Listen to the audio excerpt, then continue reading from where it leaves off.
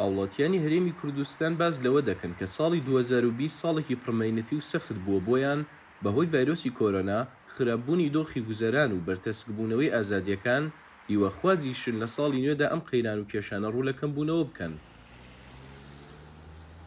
لە ساڵی 2020 دا و لە کاتێکدا هەرێمی کوردستان بە چەندین قەیرانی ئابووری و سیاسیدا دەڕۆشت، ڤایرۆسی کۆرۆنا دۆخی هاوڵاتیانی خراپتر کرد و لەگەڵ گیان لەدەستدانی زیاد لە 3000 کەسدا کەرەنتین و قەدەغەی هاتوچۆ بۆ ڕێگری لە تەشەنەکردنی ڤایرۆسەکە دۆخی دارایی و هاوڵاتیان و بەتایبەتیش کاسبکارانی خراپتر کرد.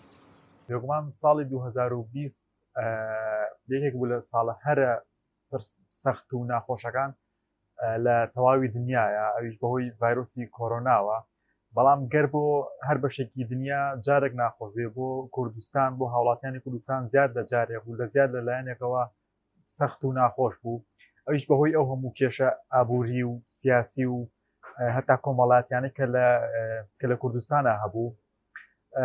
بێگومان ئەم کێشانی لە کوردستانە هەبوو درێژکراوەی ساڵەکانی پێشووتر بوون، کاتێکیش کە پەتای کۆرۆنای هات بەسەرە کاریگەری ئەم کێشانە چەند قات لێهاتەوە و گوزەرانی خەڵکی ئێجگار ناخۆش کرد. کەرەنتین و قەدەغەی هاتوچۆ لەگەڵ خراپترکردنی دۆخی دارایی لە کاتێکدا فەرمانبەرانی کردی گشتی لە هەرێمی کوردستاندا کە زۆرینەی موچەخۆران پێک دەهێنن موچەی 7 مانگیان وەرنەگرتووە، کاریگەریکی ڕاستەخۆی لەسەر کردی پەروەردە و دۆخی خوێندکارانیش دروست کرد. لەم ساڵ بە درێژایی چەند ساڵێکی ڕابردوو شتێک لە گەورەترین دەرەنجامەکانی هەم بارودۆخ هەم بەڕێوەبردنی کوردستان وەستان و دواکەوتن و پەکخستن و کورتێنانی سیستەمەکانی خوێندن و فێرکردنە و دابڕانی خوێندکارە لە فێربوون و گەشە سەنجن کە هەم دەبێتە هۆی دواکەوتنی کۆمەلگا، هەم دەبێتە هۆی قەیرانی زۆربوونی کاتێکی زۆری بەتاڵ و سوود لێوەرنەگیرا و بۆ خوێندکاران. بەهۆی کەڵەکەبوونی ئەم هەموو قەیرانەوە لە چەند کات و خوێنێکی جیاجیادا خۆپیشاندان و ناڕەزایی بەڕێوە چوو لە دوایین خۆپیشاندانەکانیشدا توندوتیژیەکی بەرچاوی لێکەوتەوە و بووە هۆی گیان لە دەستدانی 8 خۆپیشاندەر، 2 کارمەندی ئەمنی، دەستگیرکردنی سەدان خۆپیشاندەر و چالاکوان و ڕۆژنامەنووسان و سووتاندنی زیاد لە 100 بارگەی حزبی حکومی.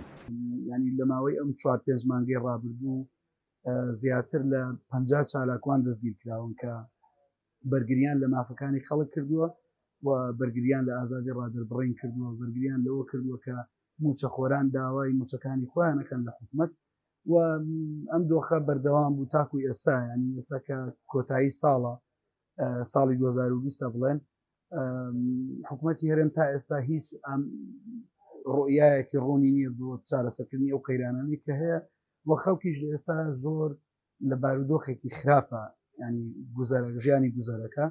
لەگەڵ ئەم هەموو قەیران و مەینەتیانی کە هاوڵاتیانی هەرێمی کوردستان لە ساڵی 2020 دا پێیدا تێپەڕین، ئەوان هیواخوازن ساڵی نوێ جیاواز بێت و قەیرانەکان ڕوو لە نەمان و کەمبوونەوە بکەن. ڕێباز مەجید، دەنگی ئەمریکا، سلێمانی.